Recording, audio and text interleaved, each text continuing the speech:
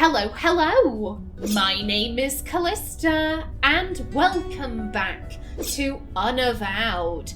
In the last episode, we completed our first mission. We sent Jordan through the void so that he can live out the rest of his days with other fire elementals like him. Hopefully, he will be able to enjoy his new life. Now then, Mandana, hello. Good. You are awake. I was hoping to talk to you. Uh-oh. Is this about our mission last night? Will this take long? No, let's be polite. Is it about our mission last night? Yes. And no. You have completed your first field mission. You must have thoughts. I am curious as to what they are. What are you feeling at the moment? Why do you want to know? I'm eager to get back out there. I'm still a bit overwhelmed, to be honest. You do important work, I can see that now. I just want things to go back to the way they were. Presumably she wants to know because I would assume she's concerned about how we're doing. We've had a rather harrowing experience. We were possessed for a year, and now we're jumping straight into this. I don't think Bryony would ask that. I'm drawn to this. I mentioned before, I kind of want to play Bryony as someone who... She's not exactly the first person you'd pick to join a supernatural police force, effectively. You know, where Rosa and Lauren were very competent and handled themselves very well, I kind of want Bryony to be a little bit more, she's the type of person who would second guess herself a bit more. So yeah, I think she is still a bit overwhelmed. I'm still a bit overwhelmed, to be honest. It would be foolish not to be. You have encountered many changes very quickly. For some of us, the Unavowed is a calling. For others, a duty. But for you, I have seen you in action. I have seen you react under pressure. You were clearly meant for this life. So all those late night rehearsals were for nothing? You really think so? I think you might be right. Oh, the stage. The stage, it calls to me. So all those late night rehearsals were for nothing? You misunderstand me. Your old life, your life on the stage, prepared you for this. It made your mind flexible, open to new ideas, and new ways of thinking. In this day and age, that is more important than ever. Thank you, I'll do my best. So you're saying the Unavowed is old-fashioned? Don't pretend you understand me, you barely know me. Let's not be rude. Thank you. I'll do my best. That is all any of us can hope for. At any rate, I detect no falsehood within you. You spoke the truth to me.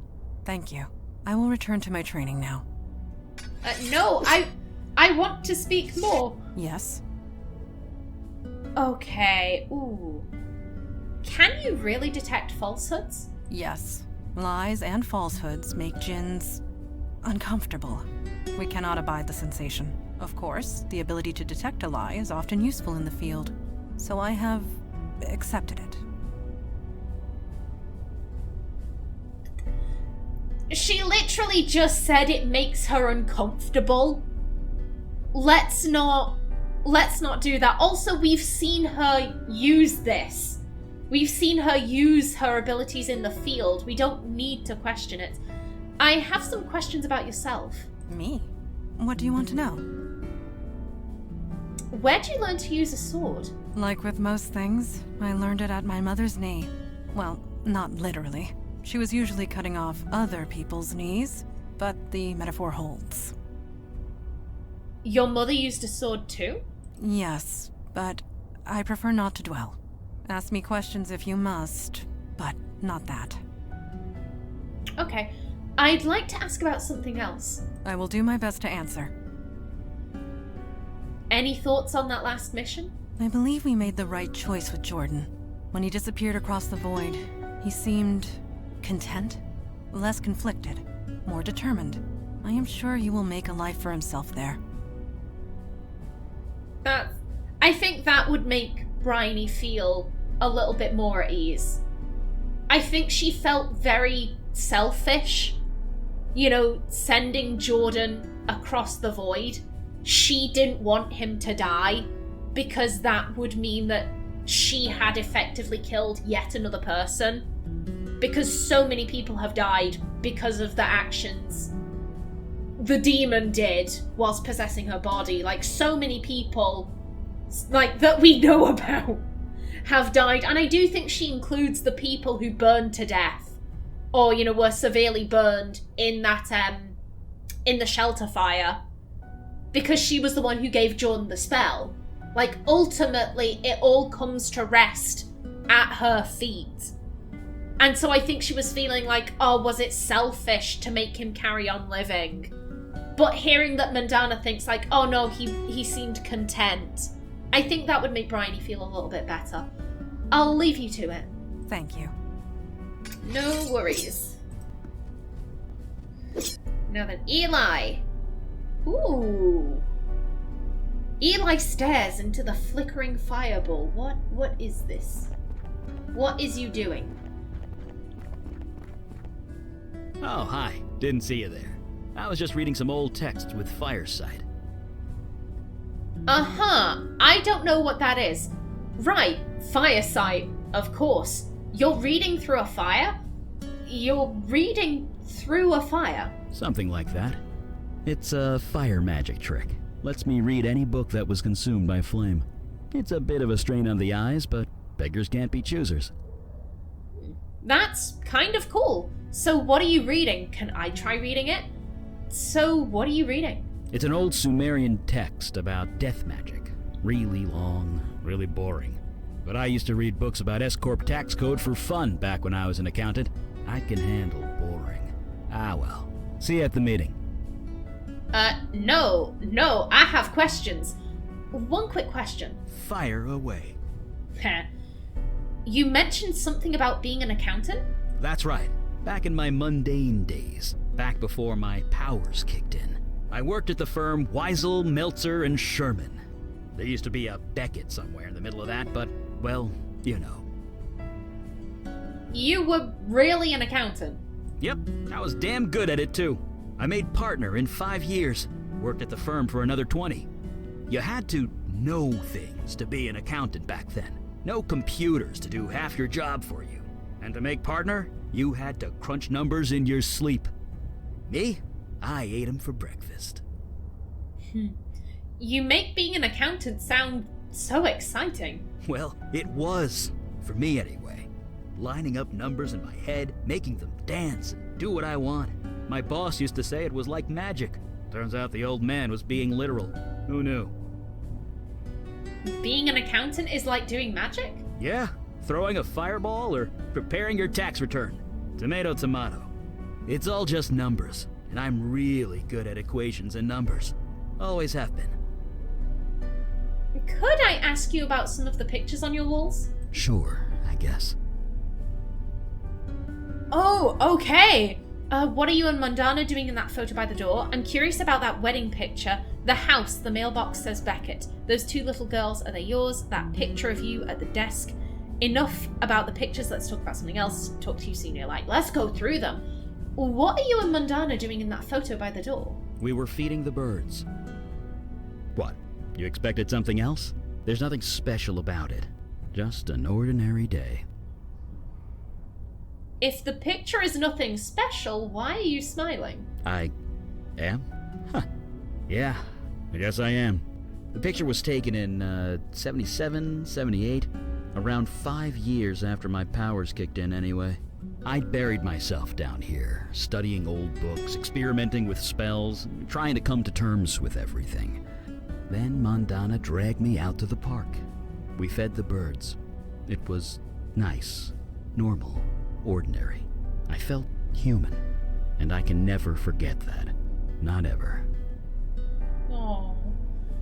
I'm curious about that wedding picture. Well, I can't deny that's me. Almost 70 years ago that was taken. Could we not talk about this yet? Oh, okay, absolutely. The house, the mailbox says Beckett.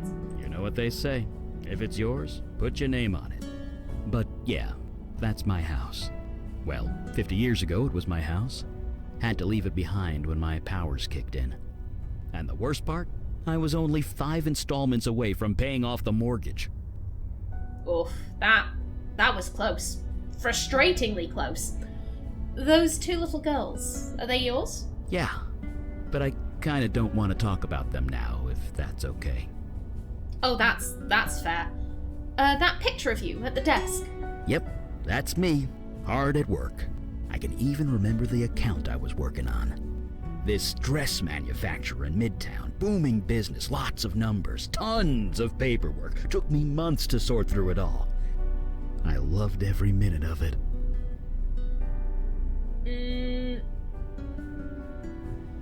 When you say dress manufacturers, because if you remember, Joey Malone was a tailor before he died. I want the account to have been Malone. I want the account to have been Malone. I can't remember when Joey died. That's the problem. I'm thinking back to how the Countess was dressed. She was kind of dressed in like this flapper style. I can't remember when the flappers were a thing though. Damn. Boo. Enough about the pictures. Let's talk about something else. Sure. Any thoughts on our last mission? I don't know. I just keep thinking about Jordan, wondering if he's okay. I'm gonna live a long time, but even when I'm dust in the wind, he'll still be out there. I only hope he's still himself. I'll leave you to it. Right. See you around. What's... The pizza is cold, but that's probably not a problem for Eli, eh? I'm the same. I'll quite happily eat cold pizza. Okay, we have spoken to everyone. Kalash? To send you aid would leave our own domains undefended. You know this, Kalash. Undefended against what? Ours is the only domain under attack. Your charter is quite clear. Recruitment is your responsibility. You accuse me of negligence. Just how many agents are currently in your employ? That is precisely the point. We have no agents to spare. I am sorry, Kalash. So am I, Aralax. New York is getting overwhelmed. When that happens, they will come for you. Then we must be ready when it comes. Aralax out. May Jahannam swallow you whole. Ah, you heard that, did you? Who are you talking to? You said we were getting overwhelmed? Nope, I didn't hear anything. He's a djinn. He'll know we're lying. Who are you talking to? Lady Aralax, head of the Dublin branch of the Unavowed. It is no secret that threats have been escalating. I had hoped to appeal for aid and fill up our ranks. Alas, we are on our own. I respect Lady Aralax, but I should have known better. Never ask a dragon for anything. You will always regret it.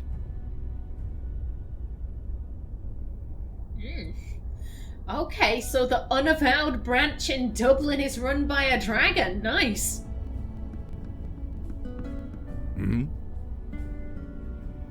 What is that crystal? Some kind of magic phone? A magic phone? I suppose that is one way of describing it.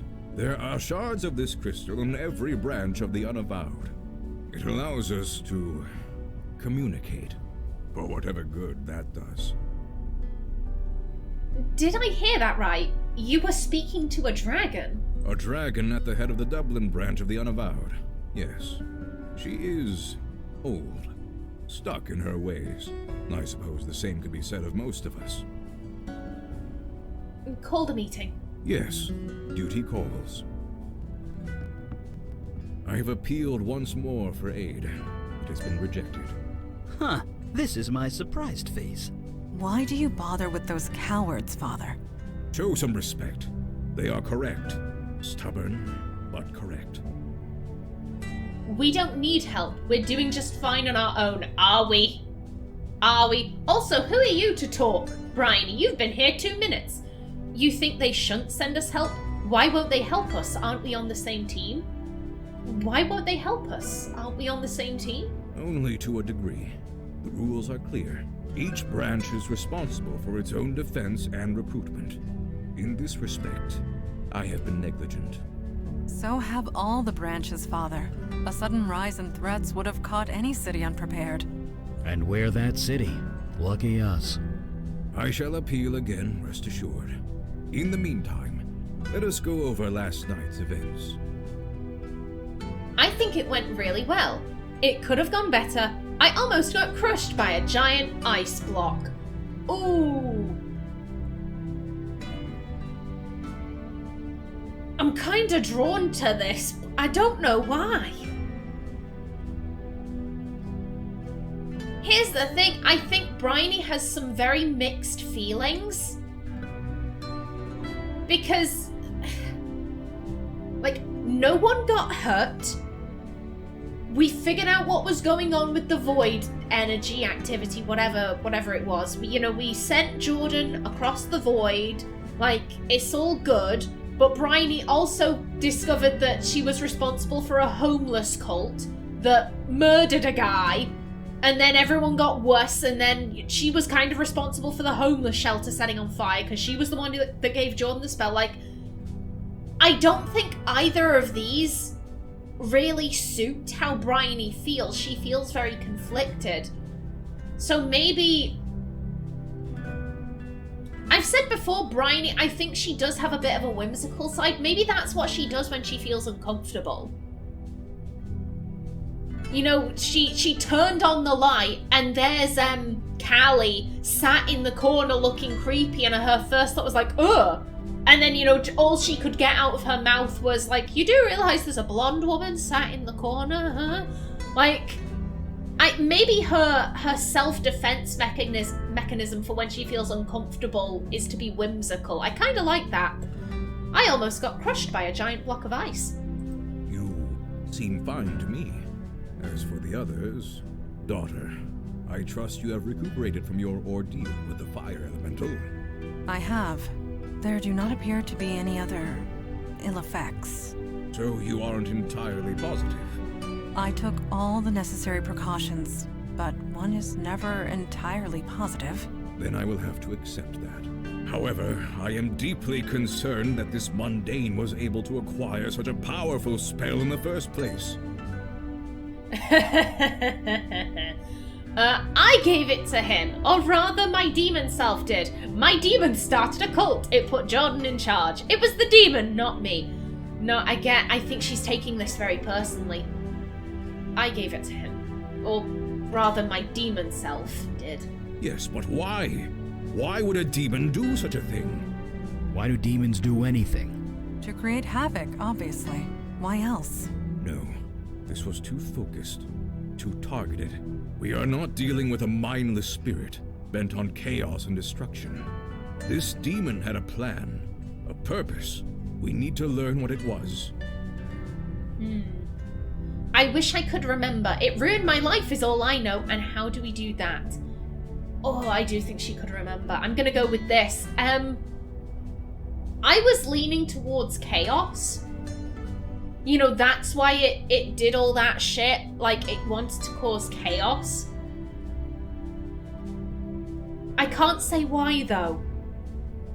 I will give Kalash that. I'm kind of like, why?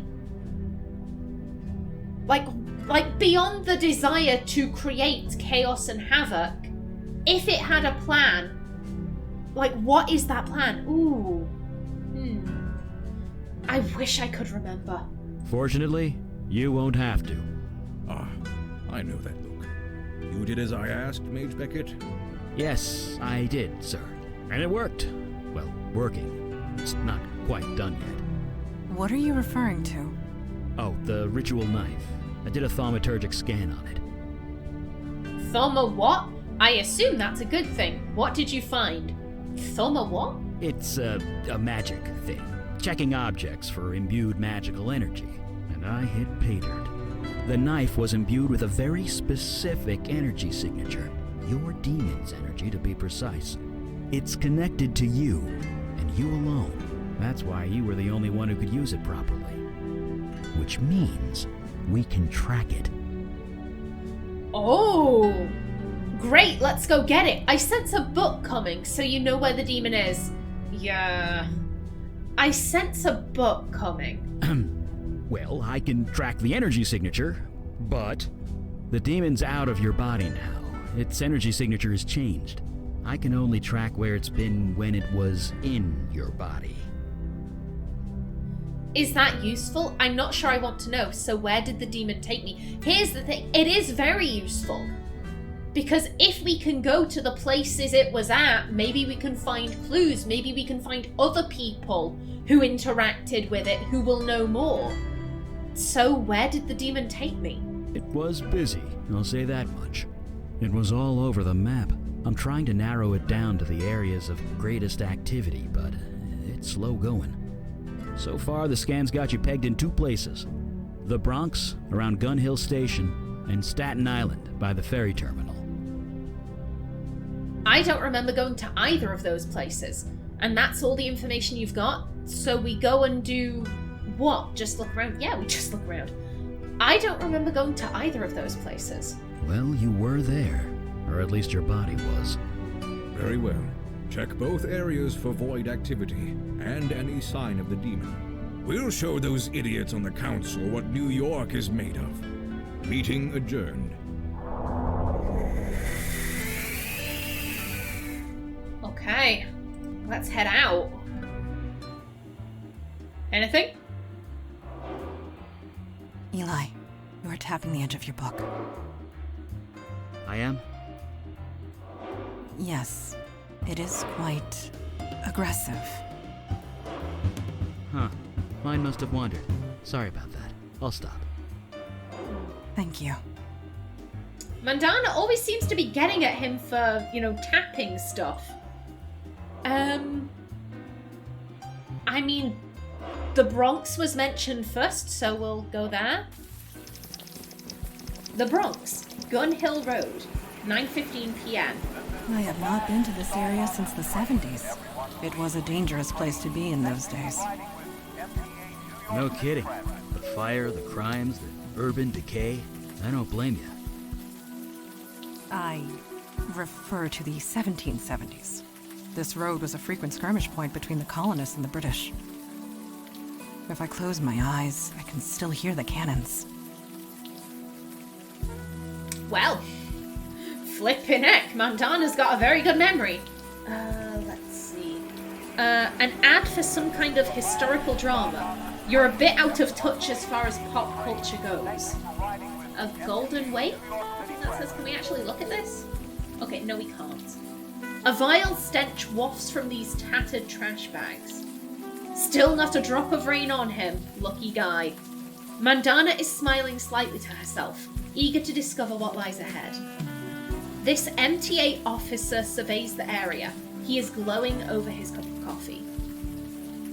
Okay. Evening, folks. Lousy night to be out, huh? Has anything strange happened in the area recently? Thanks, see you around. Bryony seems to have a... We could talk about the weather with the cop, too. Lousy night to be out, huh? Oh, damn, doesn't bother me much. Not as long as I have my jitter juice here. Has anything strange happened in the area recently? I work the subway, lady. I see 5 strange things before noon. You're gonna need to be a lot more specific than that. Fair. Thanks. See you around. Stay dry out there. We'll try. I think Eli will be the only one with any success. Okay, to the corner. The corner of what, though? Oh, shit. And that's really it. I'm screwed. And this is kind of weird. Why am I telling you all this? I've got a face people trust. You just couldn't help it. You needed to talk to someone. I happened to be here. Maybe because I was the first to ask what was wrong. Oh, I like this. This is such a smarmy, evil thing to say when you're like, considering this is a demon saying it. Oh, maybe because I was the first to ask what was wrong. You know what? You're right. Nobody ever asks how I feel. Nobody. I just don't know what to do. I knew that room at the Eddings house was too good to be true. I knew it. It's obvious what you need to do. Would you rather complain or do something about it? You need to be more proactive about fixing your problem. Oh, you need to be more proactive about fixing your problem. Hey, I'm all about proactive. You don't keep a GPA like mine without being proactive. What do you suggest? Okay, Dana, listen to me. You just need to get a bit creative. First, you need to buy a few things. You just need to get a bit creative. Maybe we should bring a pillow along next time. Hush. She is waking up. Ow! Anyone got any aspirin? I feel like I'm gonna throw up. Anyone got any aspirin? No. I don't think that would help with demon flashback visions in any case. You seem okay. I'm fine, let's keep going. My body is adjusting to demon visions. Great! That girl seemed troubled. I hope she's okay. She's not gonna be okay. That girl seemed troubled. I hope she's okay. I suggest cautious optimism. What did the woman in the vision say? The Eddings house? Something to go on. We have achieved more with much less. Let's get moving then. You say cautious optimism, Mandana. I say all-out pessimism. P&A groceries, back to Gun Hill Road subway station. Okay. Fruit and vegetables crowd the display of this empty convenience store. Okay. These public payphones never work anymore. Okay. So yeah, the only place we can go is back to the subway. At least now we have something we can tell this guy. Evening, folks. Do you know where the Eddings place is? Now, why would you be asking about that? I'm a real estate agent. I'm looking at property in the area. I guess we all gotta earn a living somehow. Just head west of here. Turn right on Morgan. This is the last house on the left. I don't feel like we should be thanking this guy. Like, one, he paused. Two, then he was like, oh, why would you be asking me about that? You don't say that if it's just a nice, normal house. If it's a nice, normal house with, you know, a married couple and their 2.5 kids and their golden retriever, like, playing in the front yard, like, you don't say, oh, why would you be asking me about that? Thanks very much. Sure. You be careful out there. And he's telling us to be careful? No. No. Don't like this. Do not trust. Okay, where are we going? No, seriously, where are we going? To the corner?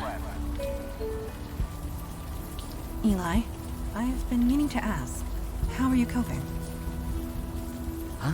I'm coping fine. Why? Until recently, we have only entered the field once or twice a month.